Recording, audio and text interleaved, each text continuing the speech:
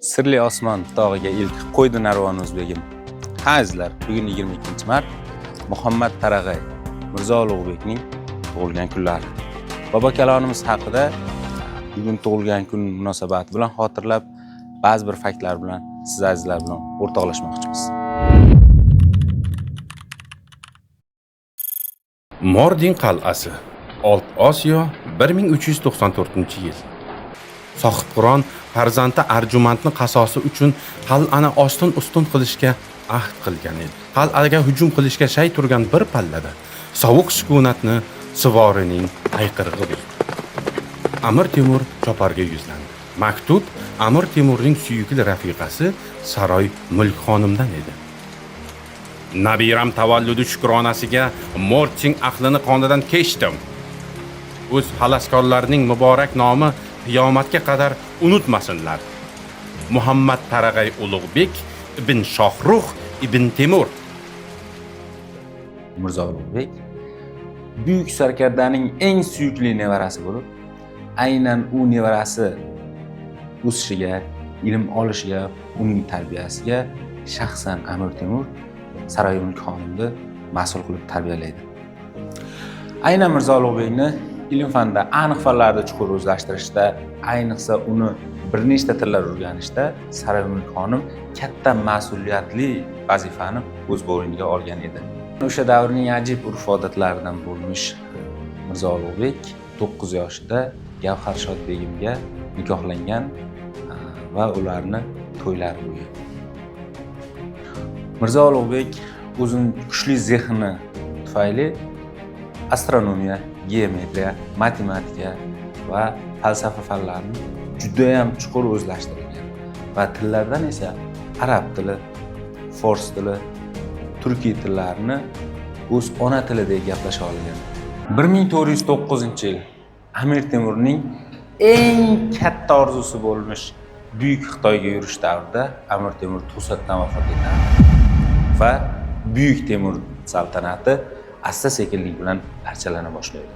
Bunga asosiy sabab Amir Temurning 4 o'g'li va 30 dan ortiq nevaralari bo'lib, ular bir-biri bilan ayovsiz taxt talashish va ko'proq mol-mulk orttirish ilinjida katta janglar bo'ladi.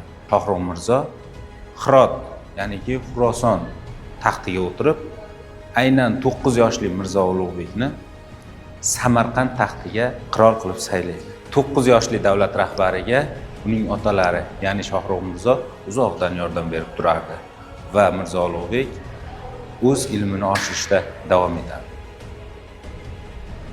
Mirzo Ulug'bek ilmga va ilmlilarga juda katta yo'l ochgan bo'lib, u Samarqandda hozirgi NASA darajasidagi katta rasadxona va Samarqandda, G'ijduvonda va Buxoroda Ulug'bek madrasalarini qurdirgan.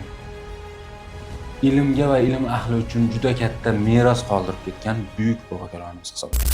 Ozgina madaniy hordog'alik o'zi bir yaxshisi kelib qoldi-da, qara. Bir ismini aytmayman, kimligini aytmayman. Bir buyuk o'sha qirol, shahanshoh. Hamma o'sha ilm ma'rifatda erishilgan yutuqlarga o'zining nomini qo'yib chiqaraverar ekan-da. Keyin uni suyukli rafiqasi, ya'niki birinchi xonim bo'lsa kerak, shohim, siz hech qanday ilm ma'rifatga foyda keltirgan odam emassiz. Nimaga har doim o'zingiz nomingizni qo'yaverasiz, tarixga o'zingiz nomingizni yozdiraverasiz degan ekanda. Keyin Marikam, bu olimlarga men bu olimlar bilan ishim bo'lmagani, bularga bergan yordamim, bularga tegmaganim men yordamim degan ekan. Lekin aynan Mirzo Ulug'bek o'zi olim bo'lganda, o'zi olim bo'lib, aynan shu rasadxonani qurdirgan. Rasadxona juda katta loyiha bo'lganda, hozirgi pulga 200 million dollarga baholangan ekan-da rasadxona, tasavvur qilyapsizmi? 200 million dollarga baholangan ekan. Hozirgi o'sha davrdagi NASA tashkiloti darajasidan ham kuchli katta loyiha bo'lgan ekan-da. Yulduzlar sanaldi uning nigohida, ilm nur sochadi hali ham ruhida. Ulug'bek nomi abadiy qolur, Tarix zarvaraqlarida xalq dilida. Ulug'bek o'sha davrda turib 1018 ta yulduzni joylashuvi, yorqinligi, yilning qaysi davrda qay darajada yorqin nur sochishi, qaysi davrda xiralashishini aniqlagan. Bu o'sha davrda asbob uskunalar yo'q davr uchun bu juda katta ish va juda katta ilm edi. Mirzo Ulug'bek o'sha paytda 1 yil 365 kun 5 soat 49 daqiqa 15 soniya ekanligini hisoblagan. U hozirgi hisob-kitoblarda, ya'niki NASAning hozirgi hisob-kitoblariga ko'ra 25 soniyaga adashgan xolos.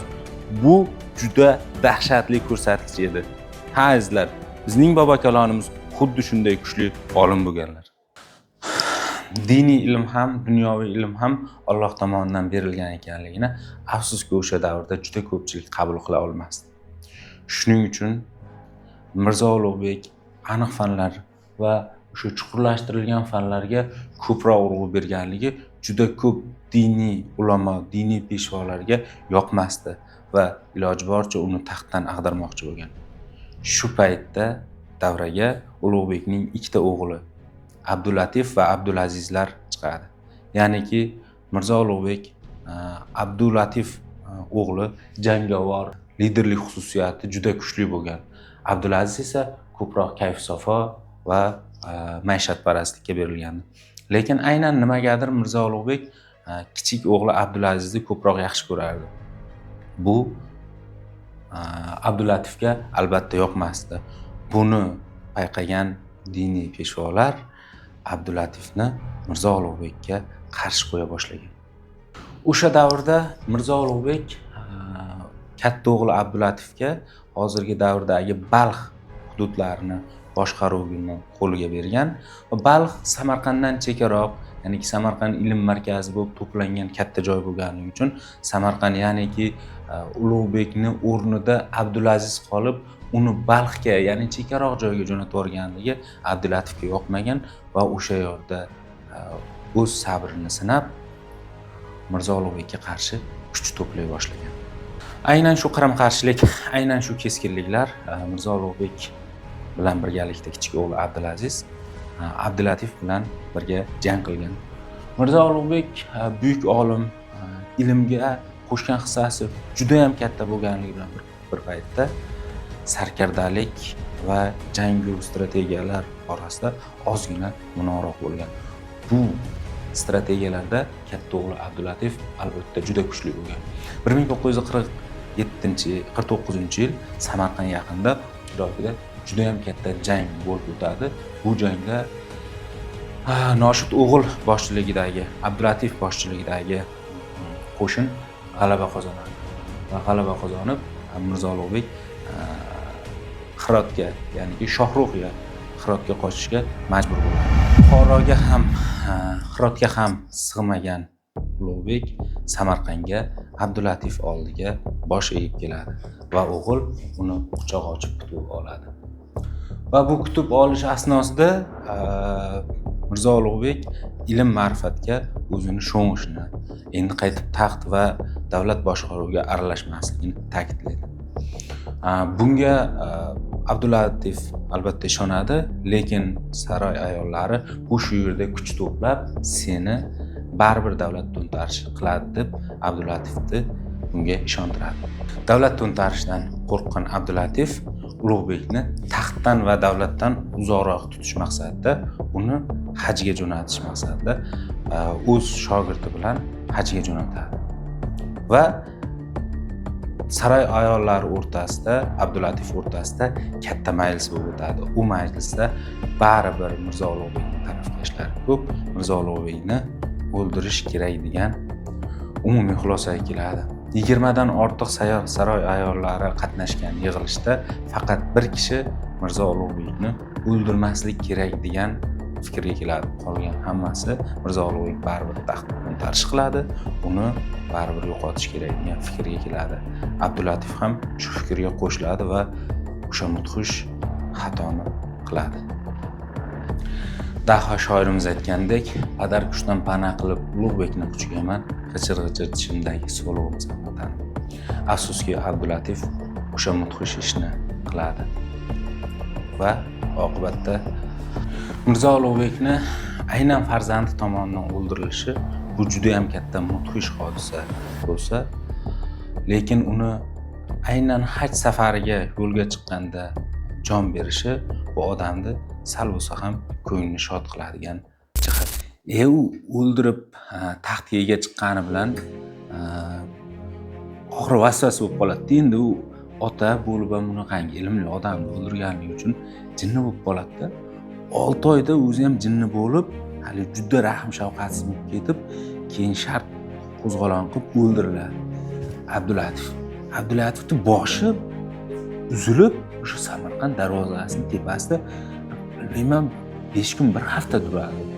U padarkush bo'lib, u ham mazza qilib bo'lib boshqarmagan, 6 oydan ko'p boshqarmagan baribir. Mana oradan 6 asr o'tgan bo'lsa ham Mirzo Ulug'bek bobokalonimizning nomi hali ham qadrlanadi va ardoqlanadi. Bunga misol tariqasida kecha qurib bitkazilgan Islom sivilizatsiya markazining asosiy kirish darvozasiga Ulug'bek nomi berilgan. Kirish darvozasining peshtoqiga esa Qur'oni Karimda ilk nozil bo'lgan oyati yaratgan Robbing nomi bilan o'qi kalomi bitilgan.